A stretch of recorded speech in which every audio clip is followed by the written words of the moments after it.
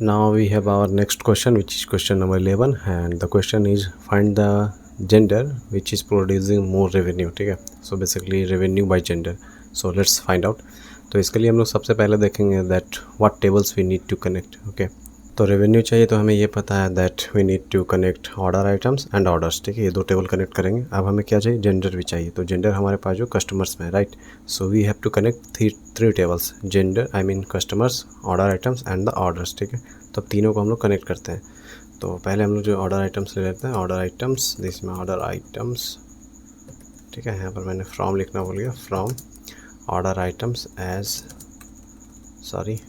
OI, इसको हम लोग जो है ज्वाइन करेंगे ऑर्डर्स के साथ. ठीक है, ऑर्डर्स के साथ एज O ऑन.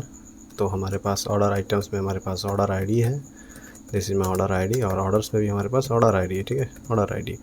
अब हम लोग कस्टमर्स को ज्वाइन करेंगे. So join customers as C. ठीक है, ऑन. तो कस्टमर्स में हमारे पास जो है कस्टमर आईडी है. सो दिस में कस्टमर आईडी. इसमें हम लोग जो है देखें कस्टमर आईडी अब हमारे पास किस में पास होगा, ऑर्डर आइटम्स में है तो नहीं है, ऑर्डर्स में. ठीक है, तो ओ डॉट कस्टमर आईडी, जैसे में कस्टमर आईडी. ठीक है, अब हम लोग को क्या करना पड़ेगा, ये तो तीन टेबल आपस में कनेक्ट हो गया. अब हम लोग फ़िल्टर लगाएंगे वेयर, मतलब कि ओ डॉट ऑर्डर स्टेटस. ठीक है, order status is equal to delivered. ठीक, राइट, डिलीवर्ड हो गया. अब हम लोग को और कुछ करना है क्या, दोनों टेबल कनेक्ट हो गए, आई मीन तीनों टेबल कनेक्ट हो गए. हम लोगों ने डेटा को फ़िल्टर कर लिया है. अब हम लोग को और क्या करना चाहिए, तो अब शायद हम लोगों को ग्रुप बाई करना पड़ेगा.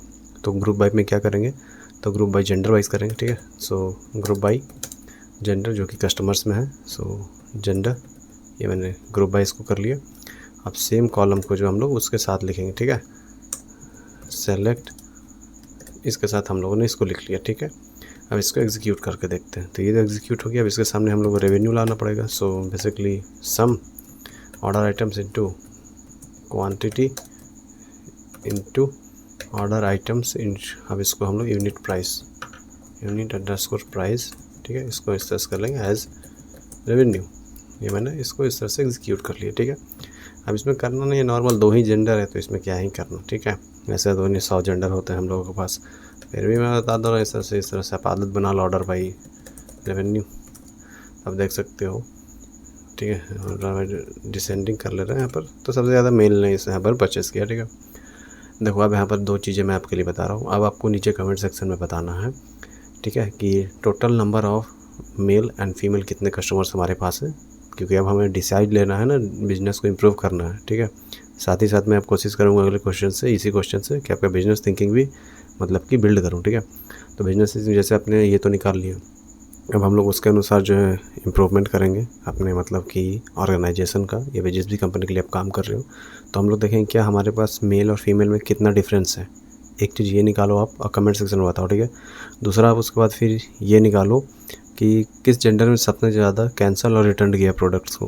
उस हिसाब से हम लोग जो है मतलब कि डिसीजन लेंगे कंपनी में. ठीक है, कि मान के चलो कि फीमेल जो है, फीमेल का यहाँ पर कम आ रहा है यहाँ पर. ठीक है, मान के चलो फीमेल का संख्या हो सके, जैसे कि कस्टमर्स जो वो हमारे पास ज़्यादा है. ठीक है, लेकिन फिर भी रेवेन्यू कम हो रहा है. तो उस हिसाब से हम लोग देखेंगे प्रोडक्ट्स, फिर देखेंगे प्रोडक्ट्स टेबल जो उसको एक्सप्लोर करेंगे कि क्या हमारे पास जो है प्रोडक्ट्स टेबल में, या फिर हमारे पास जो आइटम्स हैं कंपनी के अंदर वो क्या कम है ब्यूटी मतलब कि फ़ीमेल रिलेटेड.